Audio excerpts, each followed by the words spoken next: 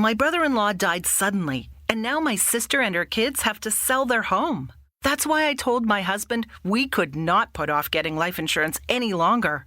An agent offered us a 10-year, $500,000 policy for nearly $50 a month. Then we called SelectQuote. SelectQuote found us identical coverage for only $19 a month, a savings of $369 a year. Whether you need a $500,000 policy or a $5 million policy, SelectQuote could save you more than 50% on term life insurance. For your free quote, go to SelectQuote.com. SelectQuote.com. That's SelectQuote.com. SelectQuote. We shop.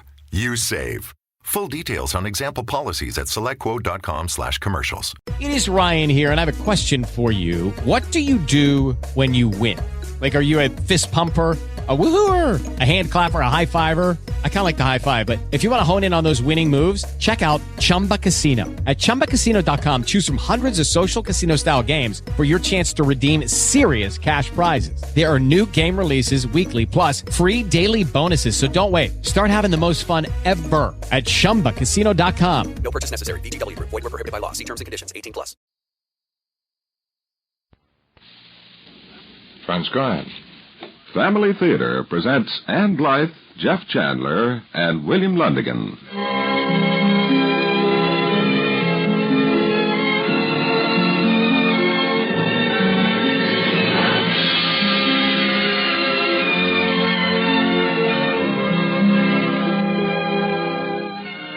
Family Theater's only purpose is to bring to everyone's attention a practice that must become an important part of our lives if we are to win peace for ourselves, peace for our families, and peace for the world. Family Theater urges you to pray together as a family. As part of its special holiday program, the Mutual Network, in cooperation with Family Theater and the Catholic Daughters of America, bring you a half-hour dramatization of the presentation of the Christ child in the temple, according to the law of Moses, 40 days after his birth, starring Anne Blythe as Mary and Jeff Chandler as the narrator. William Lundigan will be your host.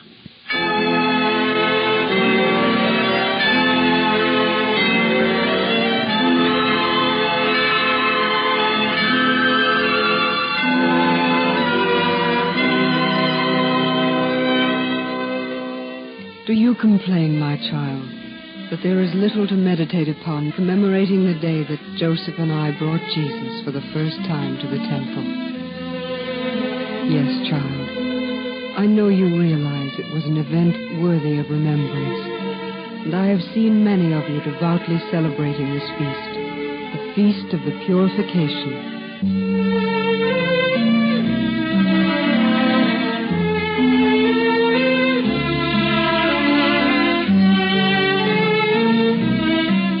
Compared to his birth, for instance, this seems, does it not, less colorful or more remote, or as your dramatist would say, a kind of anticlimax following the mighty nativity.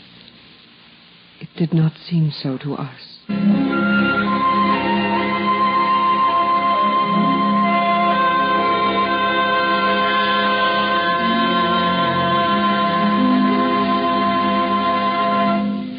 We shall have fine weather for our journey, Mary. Much different from our last. Oh, my little one, my firstborn shall be presented to the Lord, the first begotten of God, to be presented in his own temple. Oh, yes, beloved. Oh, Joseph, this shall be a marvel to me as long as I am on earth. He cries and hungers like any other child, and yet behind this helplessness is omnipotence. Behind those baby eyes, all knowledge of heaven and earth. Tomorrow, thou lambkin of God, thou Holy One, we shall go into the house of the Lord, thy Father.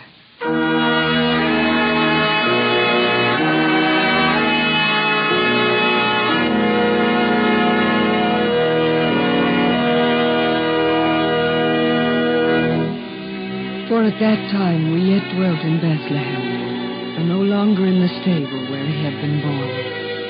The Magi from the east had come and gone, But so far my enemy had not put it into the heart of Herod to seek my beloved. Jerusalem was still safe for us. And as you know, Jerusalem, in terms of your miles, is less than 15 from Bethlehem. Oh, there. Let me help you up, Mary. I'll hold the child. Do not fear. I won't drop him. Now, put your hand on my shoulder. That's it.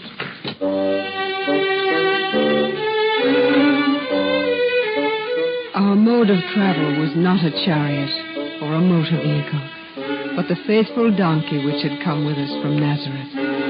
And the journey took hours rather than moments. But by contrast to our last, when we had arrived fatigued and drenched with rain and could find no room in any house, this day was pleasant. Yep. Come along. And with my small Jesus nestling in my arms and Joseph trudging beside us so patiently, I felt in my heart a great and possessing peace.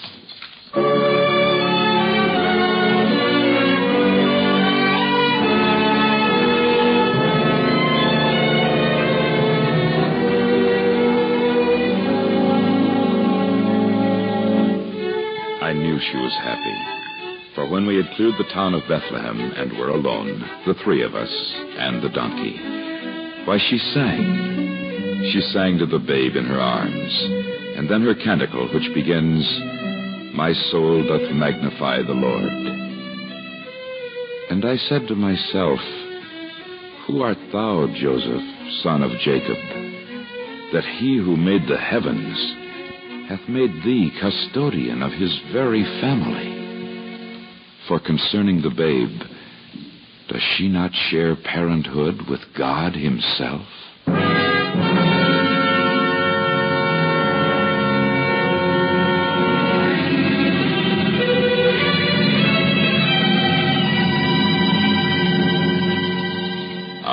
It was well to go to the temple, and the time had come. Generations upon generations earlier, the Lord had commanded us through Moses,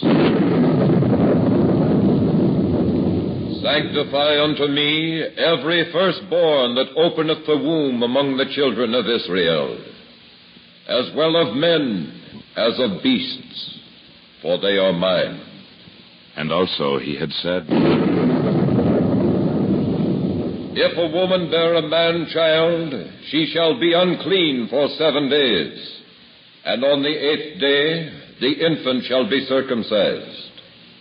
But she shall remain 33 days until her purification. She shall touch no holy thing, neither shall she enter into the sanctuary until the days of her purification be fulfilled." It was well to go to the temple, and the time had come.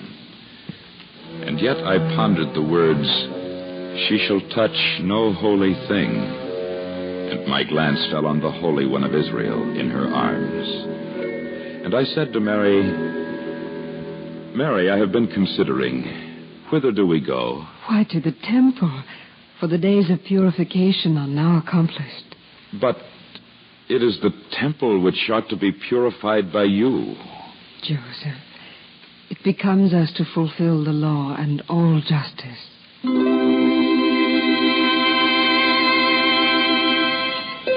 Truly, this woman was the reflection and echo of her Son, the morning star which appears before the sun, the Ark of the Covenant, bearing within her the Holy of Holies, the Son. What wonder, then, that she spoke so like her Son?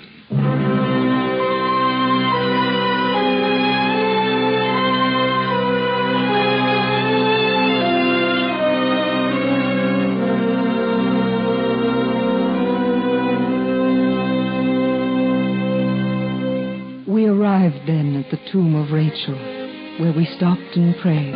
There was little to see, no great basilica, just 12 stones engraven with the names of our tribes, and more crudely, of generations of pious wayfarers. I have said that until then we had no knowledge of the design of Herod to murder prematurely. my son. Yet we recalled, when we paused to pray, the words of our prophet Jeremiah. A voice was heard in Ramah, weeping and loud lamentation, Rachel weeping for her children. And she would not be comforted, because they are no more.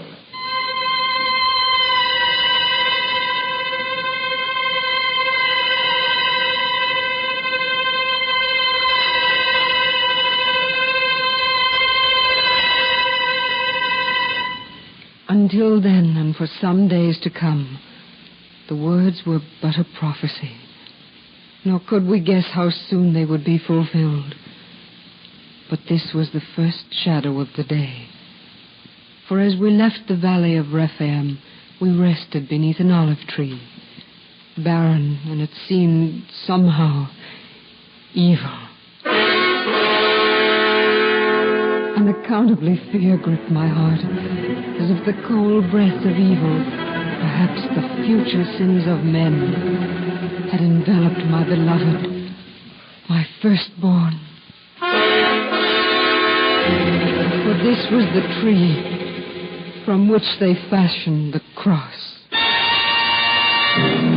Let us go, Joseph. You are pale, trembling. Yes, of course, let us go. Let me help you, Mary.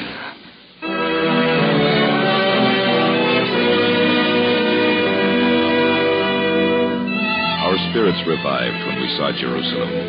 Jerusalem builded as a city that is compact together. And I cried, "Praise the Lord, O Jerusalem. Praise thy God, O Zion."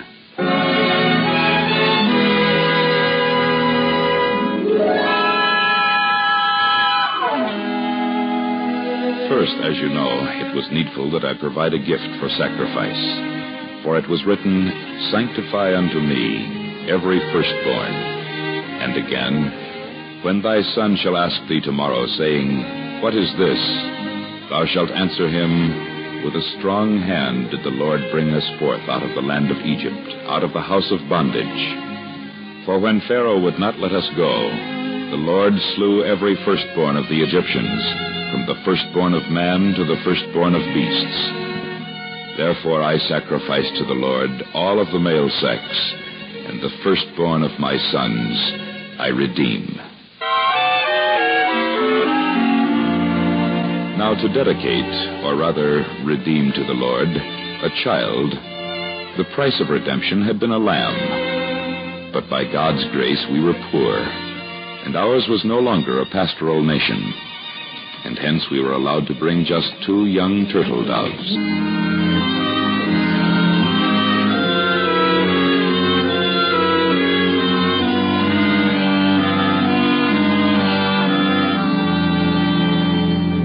Having procured the offering, I tethered the donkey, and we made our way at last to the temple.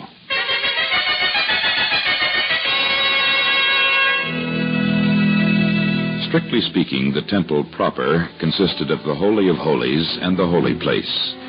Outside of this was a great altar, whence comes the description of the death of the priest Zacharias, who was slain between the temple and the altar. And the altar was in the court of the priests. But there were many courts and enclosures, and the whole was popularly called the temple. That temple which our Jesus, now on his first visit and carried in Mary's arms, but bright-eyed and not asleep, would see so often and say much concerning in his later life.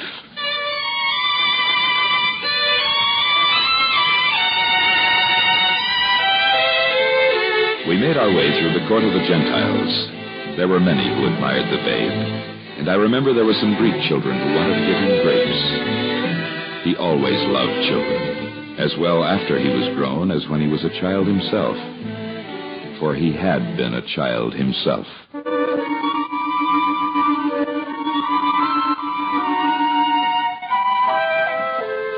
Thus we passed along Solomon's porch, though Solomon's temple had been destroyed, and this one was largely the work of Herod, and through the Shushan gate, which brought us into the Kel. But the temple was not to endure longer than another 73 years. Yet no one, not even the Romans, dreamed of that on this day.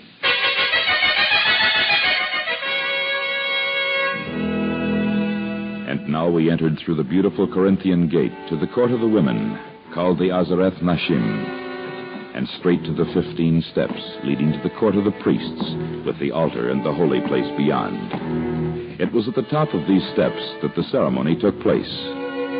One of the Levites on duty summoned the priest. It was my business to take the infant in my arms and climb the steps, as if I had been his father indeed. Hold him thus, Joseph. Yes, I will be careful. Mary, peace be to you. Why, Anna. Oh, I'm so glad. Wait, Joseph. This is Anna, the daughter of Phanuel, one of my tutors here in the temple when I was a child. Peace, friend Anna. And what a child you were. Why, you are yet but a child. Here, let me see your firstborn. Let me hold him. She remains here day and night, fasting and praying. She has done so for 80 years. I have heard of her. This is the Messiah, foretold by the prophets. Little does the priest guess, or this Levite, who it is that sanctifies the temple this day. I pray you, say nothing for now. The priest is ready, friend. You will go up those stairs. I'll carry your doves. Here is the child. This is the last.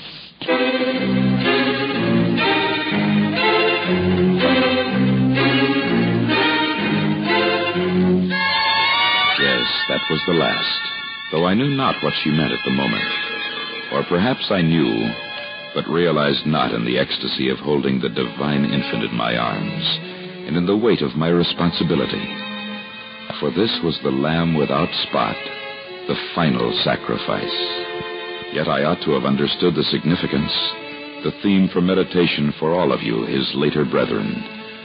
For I was redeeming him who redeemed all, presenting him to the Lord, and, according to our law, a memorial of our deliverance from Egypt, buying him back, as it were, with a token offering of turtle doves. I was well versed in the law, and knew why the Lord had demanded the presentation or redemption of only the firstborn. He might indeed have required the presentation of each and all, for all are his. But the firstborn, as chief of the family, represented all his brethren.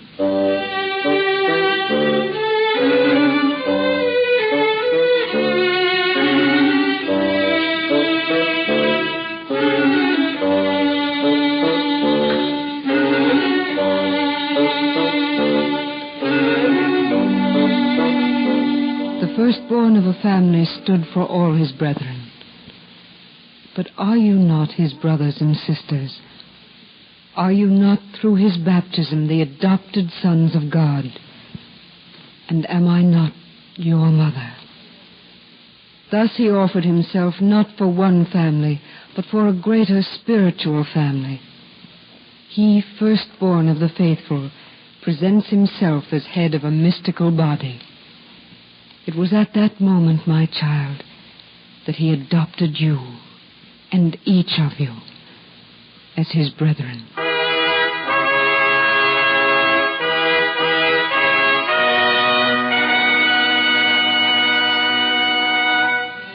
The ceremony accomplished, I descended the stairway. I was about to restore the infant to the arms of his mother when I beheld... Simeon. Give me the child.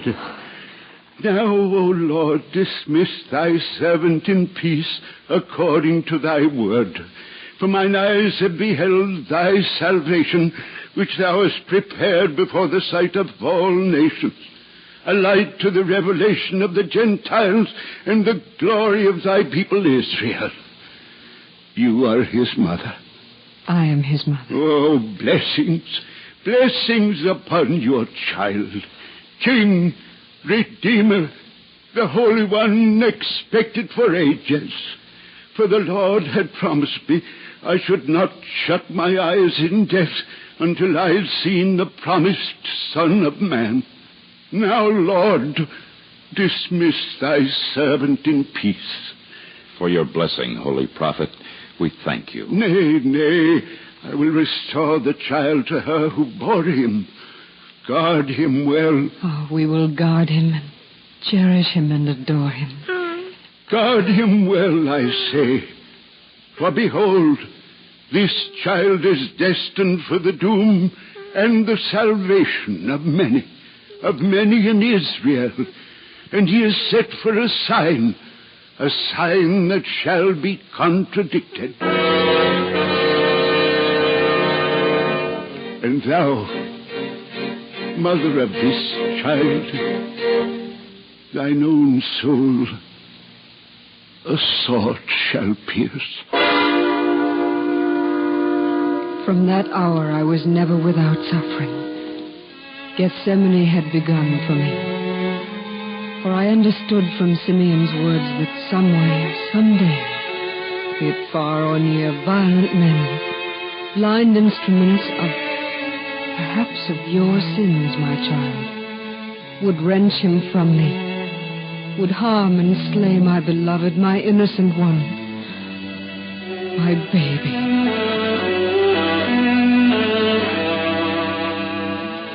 Little did I know when I gave the infant under Simeon that I was Abraham, and he, Jesus, the new Isaac. But Simeon knew, and he knew that as the world receives Jesus through Mary, the world must go back to the Father through Jesus and through Mary. And he knew, I think, that this presentation, which had become in my time a matter of form, was in truth a sacrifice, and that our Jesus was a victim. Years later, after my passing, he became the final victim, the last, as Anna had said. Types and figures would thenceforth vanish. There would be no more bullocks or lambs, but only the one lamb that Mary, on that day, had held in her arms. The sacrifice of which those others of Abel, of Noah, of Abraham, of Melchizedek, were but dim foreshadowings and imperfect symbols, and which would have no meaning or validity without the ultimate sacrifice of the cross.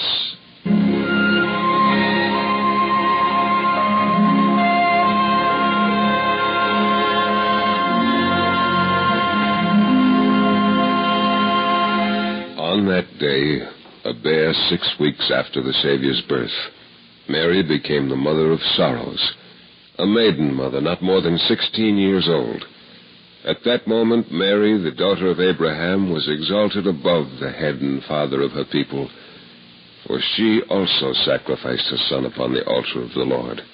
But with this difference, her son was divine. She had the sad assurance that her sacrifice would be accepted. And she was a mother.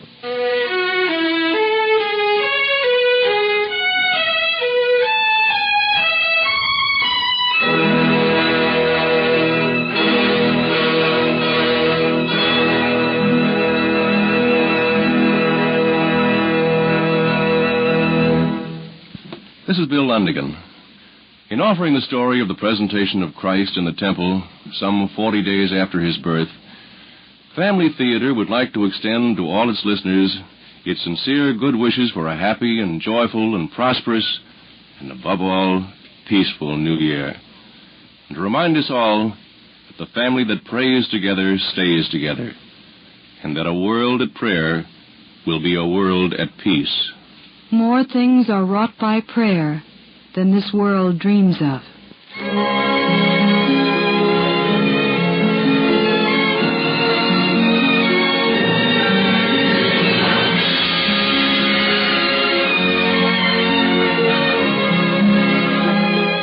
From Hollywood, the Mutual Network, in cooperation with Family Theater and the Catholic Daughters of America, has presented the presentation of the Christ Child in the Temple, starring Ann Blythe as Mary and Jeff Chandler as the narrator. William Lundigan was your host. The script was written by Fred Niblo, Jr., with music composed and conducted by Harry Zimmerman, and was directed for Family Theater by Joseph F. Mansfield. This series of Family Theater broadcasts is made possible by the thousands of you who feel the need for this type program, by the Mutual Network, which has responded to this need, and by the hundreds of stars of stage, screen, and radio who give so unselfishly of their time and talent to appear on our family theater stage. To them and to you, our humble thanks. This is George Crowell expressing the wish of Family Theater that the blessing of God may be upon you and your home, and inviting you to be with us next week when Family Theater will present The Finding in the Temple, starring Ann Blythe and Jeff Chandler. Join us, won't you?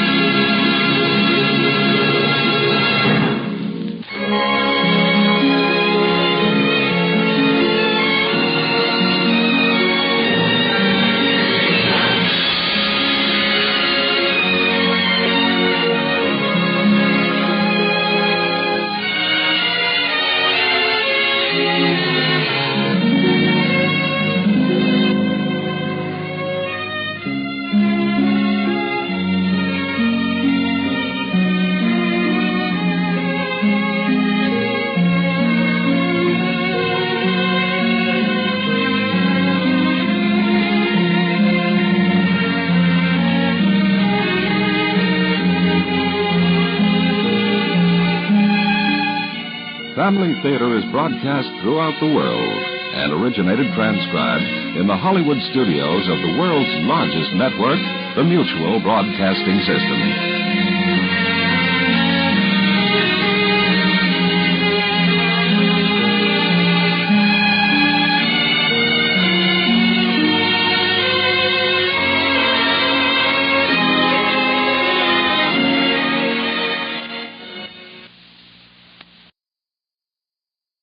My brother-in-law died suddenly, and now my sister and her kids have to sell their home.